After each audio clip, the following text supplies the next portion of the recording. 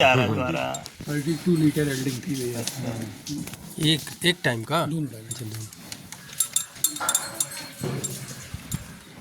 एक कंट्री पहना होगा आवाज सब कहीं थी सब।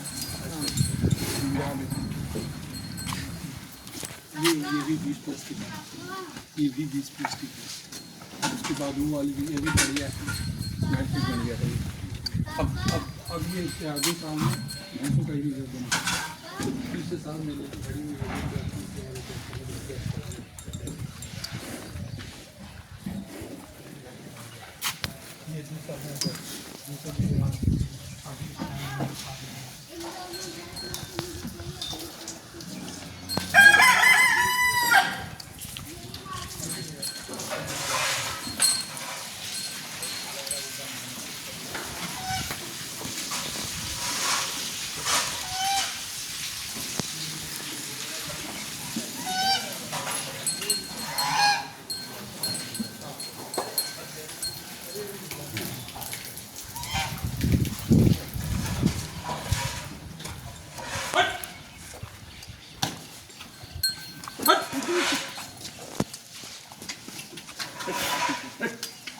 हाँ।